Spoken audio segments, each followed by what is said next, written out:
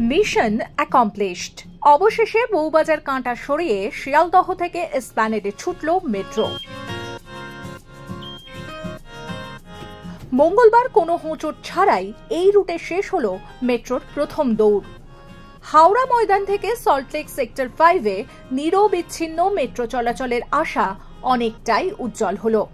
সবকিছু ঠিক থাকলে গ্রিন লাইনে অদূর ভবিষ্যতে জুড়বে সেক্টর 5 টু হাওড়া। শিয়ালদহ থেকে এসপ্ল্যানেড পথটা প্রায় 2.63 কিলোমিটার, কিন্তু এই মেট্রো রুট গড়তে গিয়েই বারবার হোঁচট খেতে হয়েছে কেএমআরসিএলকে।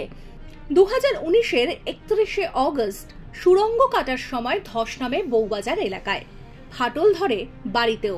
তড়িঘড়ি বন্ধ করে দেওয়া হয় কাজ। তারপরও কাজ শুরু করে ধসের কারণে কাজ বন্ধ করতে বাধ্য হয়েছে নির্মাণ সংস্থা। দফায় দফায় বৈঠক ও বহু প্ল্যানিং এর শেষে অবশেষে সম্পূর্ণ হয় মেট্রোর লাইন পাতার কাজ। মঙ্গলবার সকাল 11:20 শিয়ালদহ মেট্রো স্টেশন থেকে চাকা গড়ালো trial rake MR 607-এর।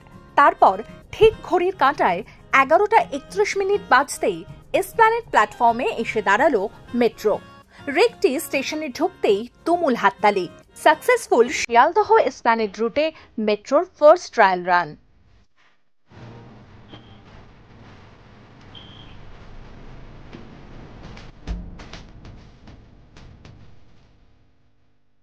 Sealdah Esplanade metro চলাচলকে এখনই চালু হচ্ছে? উত্তর হচ্ছে না। ট্রায়াল রান সাকসেসফুল হলেও এখনো বেশ কিছুদিন মহড়া চলবে। তারপর নেওয়া হবে কমিশনার অব রেলওয়ে সেফটি বা CRS এর থেকে ছাড়পত্র। সেই ধাপ পেরোলেই ঘন্টার পর ঘন্টা রাজপথে জ্যাম কাটিয়ে যাতায়াতের দুর্ভোগ শেষ। মাটির উপরে যানজট এড়িয়ে এসির ঠান্ডা ফুরফুরে হাওয়া খেতে খেতে পাতাল পথে হুশ করে পৌঁছানো যাবে হাওড়া ময়দান থেকে সেক্টর 5।